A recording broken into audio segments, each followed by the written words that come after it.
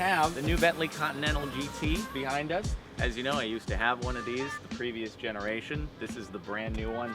Boy, does it look pretty. The color is peacock, you said? So this is a peacock colored GT. It's got more of the white interior. I don't know the official name, but it looks similar to the shade that I had in mind. We're about to give it a test drive. I don't know all of the performance figures off the top of my head, but I'm sure I'll get that fed to me by the person joining us. I did like my Continental GT that I had before. It's like the only car I think I've ever had where you can just kind of accidentally end up going near 100 miles an hour.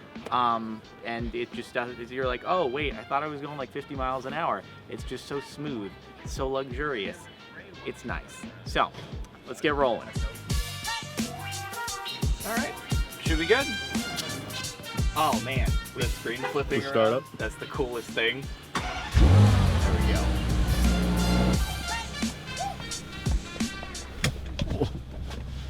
I had a nickel for every time I hit my head on the roof of a car today. I will be a very rich guy, right? very rich man. When the car is running, you've got two choices. So there's the modern look. Right. Oh, it's and so then cool. The analog, old-fashioned. That's You've so got a Whoa. compass, outside temperature, and then lap, you know. Okay. And this is where all your functionality is. So you've got a menu down here and down here. You can hit it to home. All your different items here. This is so massively improved and modernized over the previous generation.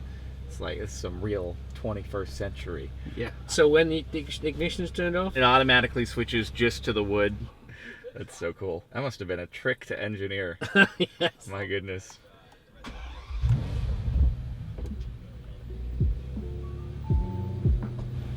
That's pretty awesome. Well, shall we hit the road?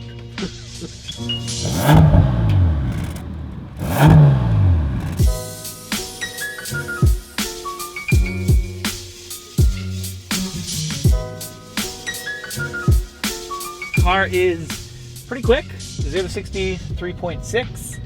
And then top speed of 207 miles an hour. 633 brake horsepower and 620 pound-feet of torque. 1700 RPM. That's really low end. Wow, 1700 RPM is where the torque kicks in at max.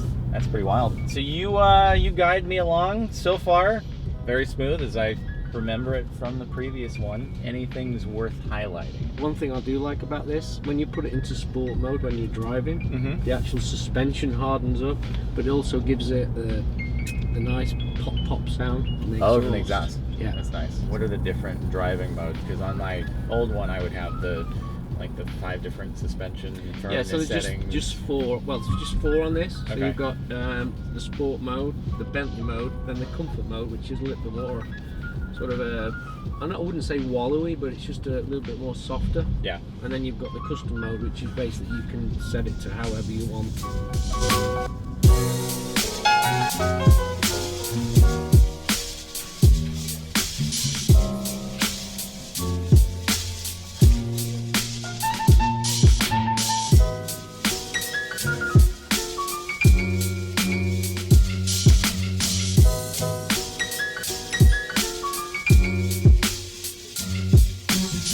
Go around the traffic circles, you guys call it. Yeah, these aren't nearly as widely utilized in the States as in Europe. No.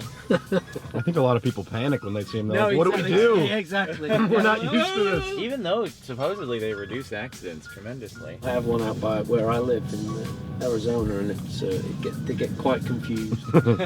There was one that was sort of nearby my house growing up, and so maybe it was like just that one got me sort of used to the concept Right. just enough. Yeah.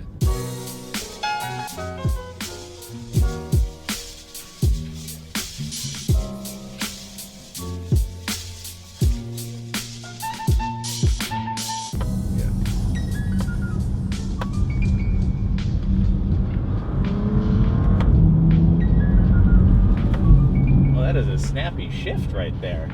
I'm impressed with that response time. That's real quick. That's like the shift time. That might even be quicker than my 458. Pretty impressive coming from a more luxury-oriented cruiser. I just recall back to CLS 63 I had. It was like a 2012, and trying to use the manual mode on that thing was just, oh god, it was so difficult. There were times when I'd go for a downshift and it just wouldn't respond, and I'd be like, did I not hit the paddle?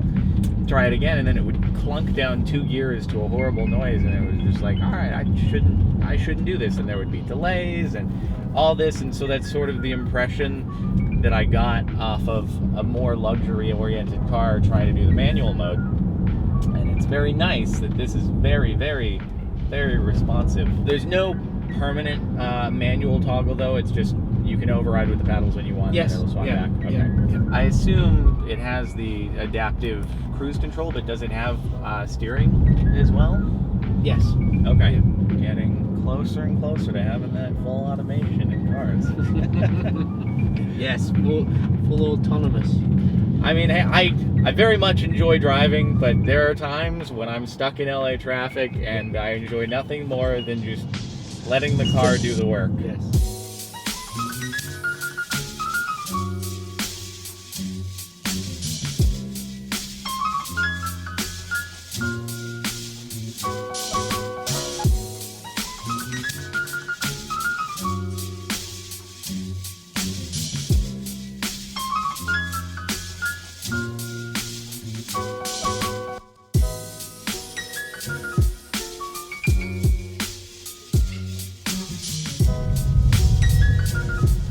I like hearing those pops. Very nice.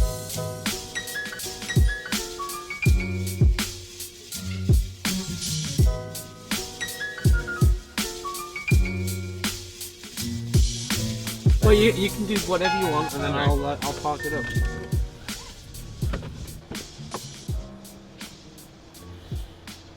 All right, well that was it for our Continental GT test drive.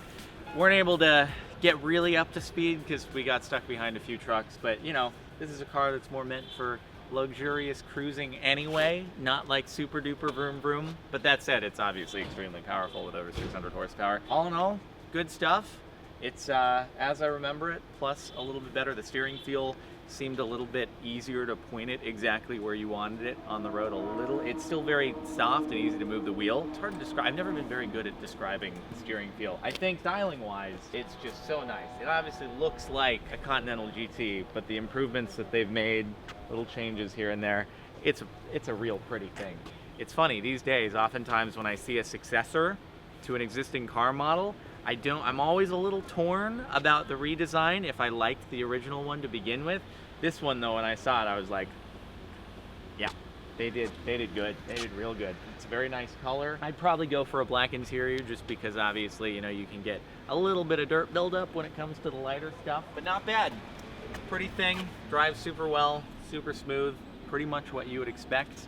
And I guess that's that. We'll wrap it up here.